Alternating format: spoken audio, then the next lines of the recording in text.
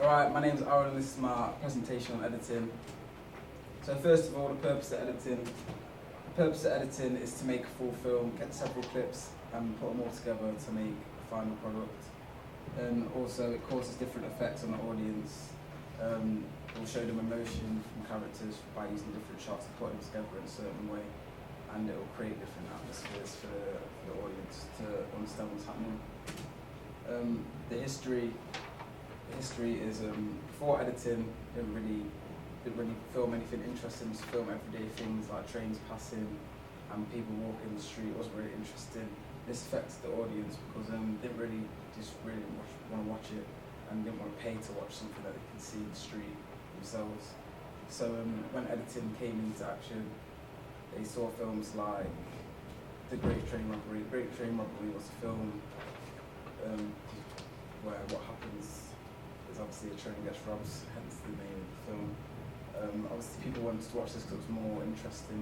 But obviously when it's edited together, it just looks better than what short clip would have, just a train passing. So this affected the audience a lot because they see something different that I've never seen before. How should editing be done? Editing can be done in loads of different ways. It can be done to make everything look fast, things look slow. People probably do this to make it look fast in an action film or action scene. Maybe to be slow for something romantic in a romance film or something dramatic. And things can be done to show emotion, to create tension. Tension will be used mainly in like horror films and probably sci-fis, and just creates different atmospheres by using editing. Just does a lot of different things for the audience, and it has a big impact on the audience. That's why editing is used to make the audience feel what's going on in the film. Linear and non-linear editing. Linear editing is where it was all done by hand. Say you had all your film and all your tape from filming and getting it edited together, you'd have to actually cut it with actual like scissors, and then put them all together, stick them together, and then when you play it, it all just looks like different shots all put together, but it's all just been like literally stuck together by hand. Disadvantage of this would be would actually be quite hard to do, a lot harder than what it would be to do it on a computer, and it's just a slow process. So it's doesn't really help a lot. It doesn't really make it quicker and easier to do. An advantage is if you're a good editor at it, then you'll be able to make it very precise and make everything look a lot more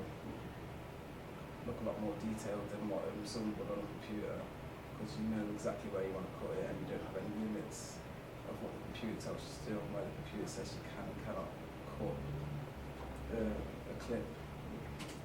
So non-linear editing is on the computer, stuff like Final Cut and Premiere Pro. These will be used by people who are making films to this day, and probably like bigger films, people are using this, and it's just a lot easier to use. So the disadvantage would be if you've got a lot of clips that you need to put into editing software. If you lose them clips, then you can't edit anymore. You can't do anything. So obviously with linear editing, if you lose them, they can be found again. But with non-linear, if you delete clips, then you won't ever have them back unless you've got them backed up somewhere. An advantage is that it's just a lot quicker. It could be a lot easier for people who are just getting into editing. But linear editing, that's why linear editing is a disadvantage, because people who haven't been doing it for a long time aren't really very good at it. It's going to be a lot harder. It's going to take a lot longer than it would for someone starting up on a computer. It'd be a lot easier to get into, especially people of our age, because they've known about computers for a long time, been using them for a long time. D.W. Griffiths, he was a director who's from America.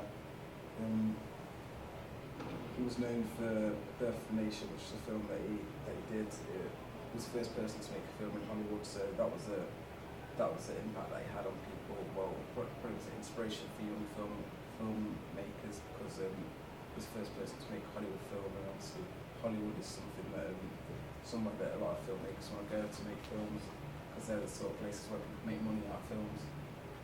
So yeah, that's a positive impact that he had, that he could make a film in Hollywood.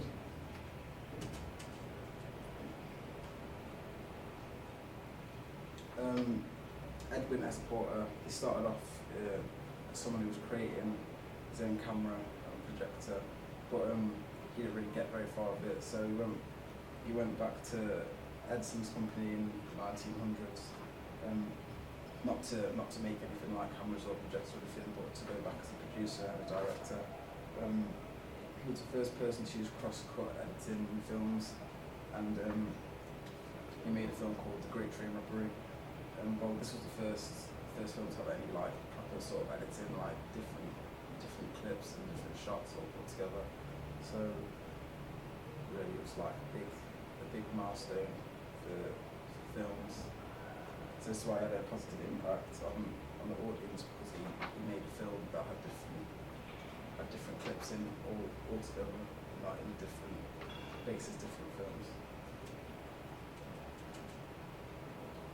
Sergei Eisenstein, he was the first person to like create montage, and he went into like a montage practice and all that. A montage is a series of clips that shows progression of something. It was used in Rocky and Karate Kid when they're training up for a big fight. Show them progressing, show them doing bad at the beginning, show them getting better towards the end, show them at their peak as they progress.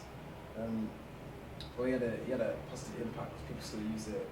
Like I said, they used it in Rocky and Karate Kid in their big films. They've made a lot of money. So yeah, Sergei Eisenstein had a large impact, really. My name's Aaron Fitchett from AT Films, and I'm going to be pitching a short film called Zombie of the Mics. So the plot, first of all, it's a comedy horror. I chose comedy horror because I think there's not many comedy horror films out there, well, British comedy horrors anyway. Film type, short film, not going to be a TV series or anything, not going to be no sequel to it, just one short film. The storyline is to do with two MCs that go into a rap battle, and at this rap battle a zombie outbreak happens, and obviously all the stuff you see in a stereotypical zombie film will be happening, along with a bit of comedy in there as well. Similar productions are Dead Set. I chose Dead Set because it is a British zombie film, but that is a TV series. But what I thought was similar about it was just that zombies are there in an event that's happening, that's on TV, like Lord of the Mics, which mine's close to that. I also chose Shaun of the Dead because that's a comedy horror that is also based in Britain. But the differences between them, that it's characters in mine are more urban characters compared to the characters in Shaun of the Dead, which are really like kind of middle-aged men from a village in somewhere, I don't know. The location I chose is Colville Estate in Hackney, which is in London, obviously. I chose this because it really suits the characters that I'll get onto in a minute. I think it suits them because kind of rough guys, or they seem rough guys, and this is kind of a rough area, so I thought it just really reflected well. Colville Estate, yeah. Yeah, my characters are these two gentlemen right here, Skepta, the one above Jamie, which is there. Shows these two characters because they're quite well known in grime, which is what I'm trying to like get across in this short film. At the rap battle, would you say, or Lord of the Mics. Chose these because just easier to understand because they're more well known than other people.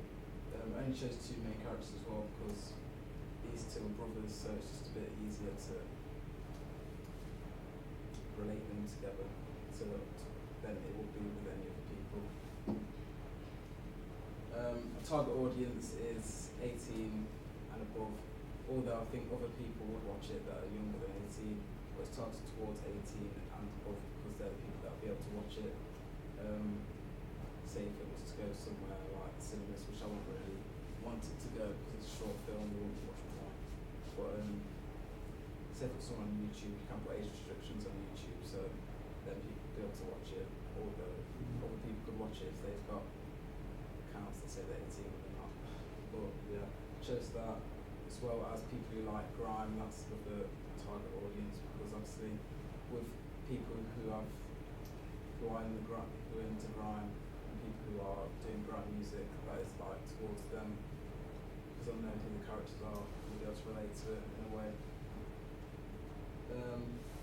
My unique selling point is grime and zombies. There's nothing really like it. I've never seen anything to do with grime and zombies in the same film.